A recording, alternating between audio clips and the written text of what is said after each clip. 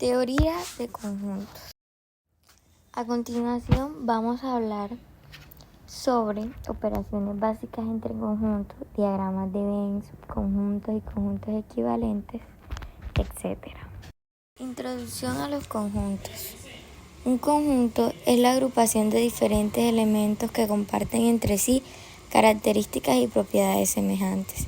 Estos elementos pueden ser sujetos u objetos, tales como canciones, meses, números, personas, etc. Un ejemplo de este tenemos el conjunto A, que está conformado por los números primos, y el conjunto B, que está conformado por los números pares. Otro ejemplo es el conjunto C, que está conformado por las vocales, el conjunto N, que está conformado por todos los números naturales, y el conjunto S, que está conformado por los días de la semana. Para referirnos a un conjunto, designamos en letras mayúsculas, y para referirnos a los elementos que componen el conjunto, se utilizan letras minúsculas, como se puede ver en el ejemplo. También se utilizan símbolos tales como pertenece, no pertenece, existe, tal que, igual que y diferente. Los conjuntos se pueden clasificar en finitos e infinitos. Un conjunto se dice que es finito cuando sus elementos se pueden contar. Un ejemplo de estos es el conjunto C, donde tiene 5 elementos que son las vocales. En cambio, los conjuntos infinitos no se pueden contar sus elementos. Por ejemplo, los números naturales. Vemos el conjunto N, que contiene los números naturales y se deja puntos suspensivos porque no se puede contar. Operaciones de conjuntos. En estas operaciones vamos a tocar la intersección, la unión, entre otras más adelante. La unión. La unión es la operación que nos permite unir dos o más conjuntos para formar otro conjunto que contendrá a todos los elementos que queremos unir, pero sin que se repita. El símbolo que se utiliza para representar la unión es el que aparece debajo del conjunto A y B. Entonces, dados los conjuntos A y B, la unión de estos conjuntos podemos evidenciar que está compuesta por todos los elementos que pertenecen a A y B, pero sin repetirlos. En la intersección es la operación que nos permite formar un conjunto, pero solo con los elementos involucrados que sean comunes. Es decir, que dados un conjunto A y B, la intersección de los conjuntos estará formado por los elementos de A y los elementos de B que sean comunes. Por ejemplo, el conjunto A y el conjunto B tienen en común el 4 y 5. Entonces, la intersección del conjunto A y B será 4 y 5. Las propiedades de la unión. Encontramos la idempotencia, que A unión A siempre va a ser igual a la asociativa, la conmutativa, el orden de los factores no altera el producto, la ley de cierre, la cual nos dice que A unido B será un conjunto único, y el elemento neutro que corresponde al conjunto universal, del cual estaremos hablando más adelante. En las propiedades de la intersección encontramos también la idempotencia, la asociativa, la conmutativa, la ley de cierre y el elemento neutro, que en este caso corresponde al conjunto vacío. Diferencia. Es la operación que nos permite formar un conjunto en donde de dos conjuntos, el conjunto resultante es el que tendrá los elementos que pertenecen al primero, pero no al segundo. Es decir, que dados los conjuntos A y B, la diferencia de los conjuntos A y B estará formado por los elementos de A que no pertenecen a B. El símbolo que se usa para esta operación es el mismo que se utiliza para la resta.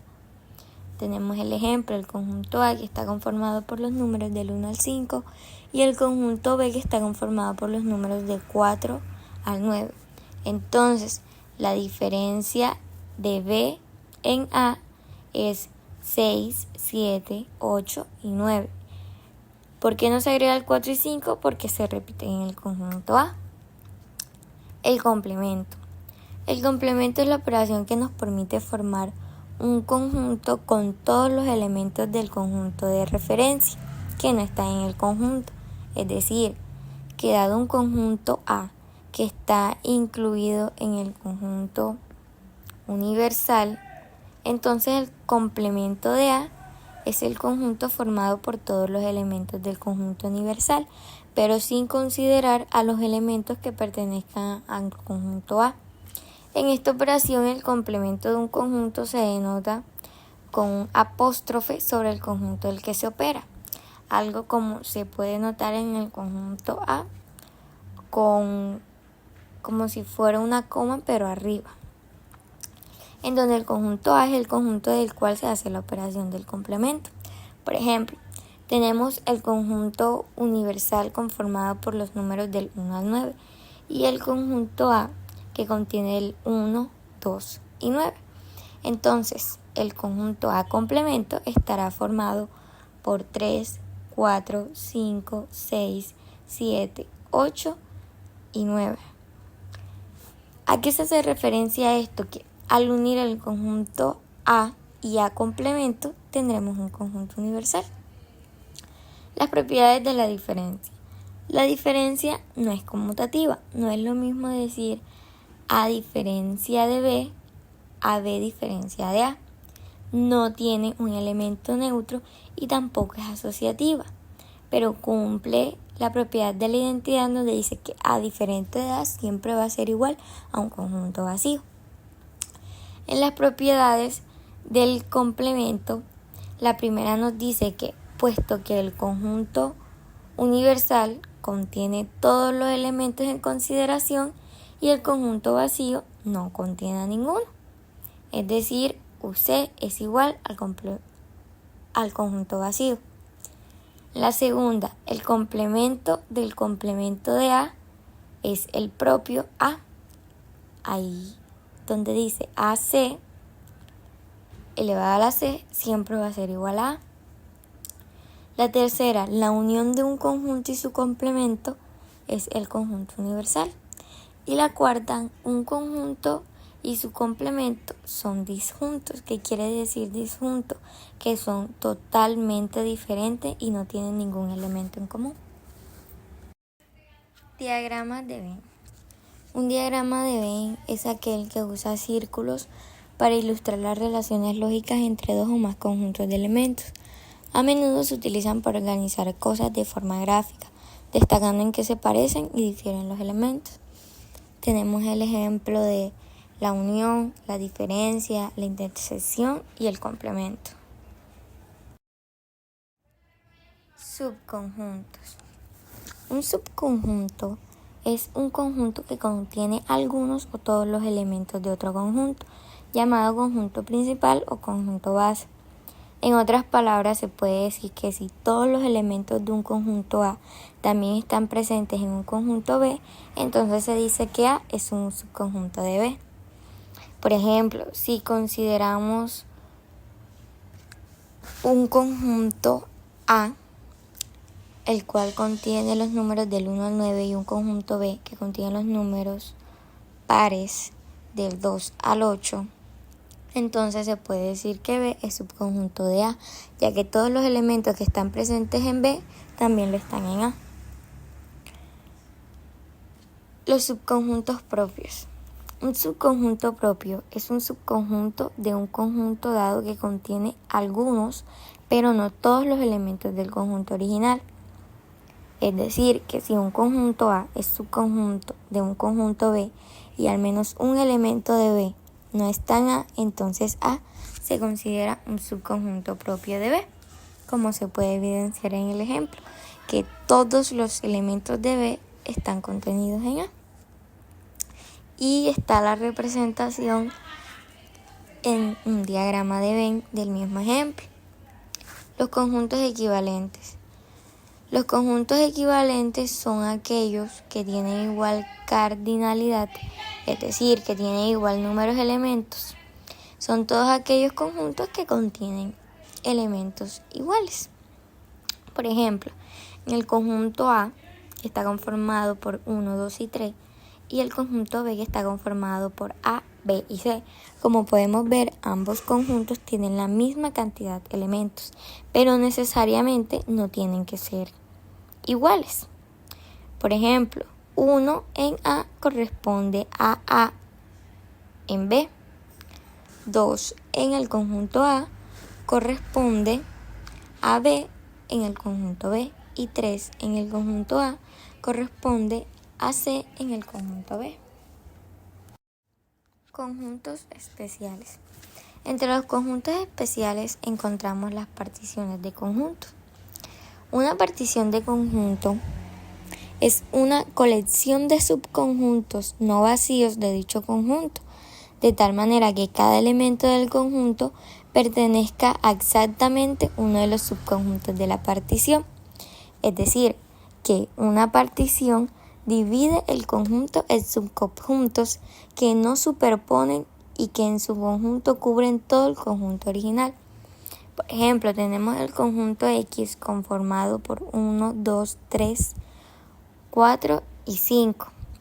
Entonces se le realiza una partición a X en donde tenemos 1, 2, el conjunto 3 y el conjunto 4 y 5. En esta partición, cada elemento de X pertenece exactamente a uno de los subconjuntos. Otro conjunto especial es el conjunto universal, que es aquel conjunto que se denota como U, el cual contiene todos los elementos relevantes para un contexto dado. Es decir, es el conjunto más grande en el contexto específico en el que estamos trabajando. El conjunto universal puede variar dependiendo del problema o de la situación, y su elección depende del contexto en el que se esté trabajando.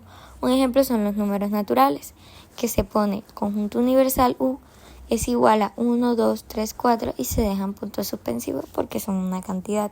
Otro ejemplo puede ser los números reales, los enteros, etc. Otro conjunto especial es el conjunto disjunto, que un conjunto se le denomina disjunto cuando no comparte ningún elemento en común con otro conjunto. Es decir, que los dos conjuntos son completamente diferentes. Un ejemplo, tenemos el conjunto A, que está conformado por los números impares, y el conjunto B, que está conformado por los números pares. Por último, tenemos el conjunto vacío, que es aquel conjunto que no contiene ningún elemento, y su signo es el que se puede evidenciar al lado del conjunto vacío. Bueno, yo les voy a hablar solo sobre los teoremas de la teoría de conjuntos, que son 4. Primero nos encontramos con el teorema de Cantor. El teorema de Cantor, formulado por el matemático Georg Cantor, establece que el conjunto de números reales es una de las cordinalidad mayor que el conjunto de números naturales, es decir, que hay infinitos tipos de infinitos. Este teorema revolucionó la comprensión de la infinitud en matemáticas y condujo al desarrollo de teorías de conjuntos. Ahorita nos encontramos con teorema de la unión. El teorema de la unión es uno de los principios en la teoría de conjuntos que establece la cordinalidad de la unión de los conjuntos finitos. Es igual a la suma de las cordinalidades de los conjuntos individuales menos la cordinalidad de su intersección. Es decir, si A y B son conjuntos infinitos, entonces A, V es igual a A más B. Ahorita nos encontramos al teorema de la intersección. Es un concepto de topología. En pocas palabras, este teorema establece que la intersección de cualquier conexión finita o infinita de conjuntos abiertos en un espacio topológico también es un conjunto abierto en este espacio. Es un resultado fundamental en el estudio de la topología y es utilizado para demostrar propiedades importantes sobre los espacios topológicos. Y ahora nos encontramos con teorema del conjunto potencial. El teorema de conjunto potencia establece que para cualquier conjunto dado, la colección de todos sus subconjuntos forma un conjunto llamado conjunto potencia. Este teorema es fundamental en la teoría de conjuntos y tiene aplicaciones de varios campos de la matemática, como la teoría de la medida, la topología y la teoría de probabilidad. Ahora les voy a hablar sobre la teoría de conjuntos y lógica proporcional, que son tres. La primera es relación entre la teoría de conjuntos y la lógica proporcional. Existe una relación muy estrecha entre la teoría de conjuntos y la lógica proporcional. Además, es el conjunto vacío se corresponde con una contradicción y el conjunto universal con una topología. De segundo tenemos operaciones lógicas con operaciones de conjuntos. Existen operaciones que se pueden utilizar para el manejo de los conjuntos o eventos, los cuales son unión, intersección, diferencia o complejo. Y como tercera tenemos la representación de proposiciones como conjuntos. Una proposición es cualquier enunciado lógico al que se puede asignar un valor de verdad 1 o falsedad 0. Y que es falso cuando P es verdadero, se lee no P. Las proposiciones de que se componen, lo cual se realiza a través de las tablas de verdad de dicha operación. Ahora le voy a hablar sobre lógica de predicados. Como primero tenemos cálculo de predicado 1. Px podría representarse x en un número par, donde x es una variable. Bx, Px podría representarse para todos x es un número par. Variables individuales. X es un número par, la variable individual es x. Cuantificador universal y el cuantificador existencial. Clases de predicados. Simples, compuestos, de igualdad, cuantificados, funcionales, relacionales. Funciones. Las funciones lógicas de predicados son expresiones que involucran variables, predicados y cuantificadores. Se usan en lógica matemática y en programación para representar proposiciones que puedan depender de variables y cumplir condiciones específicas.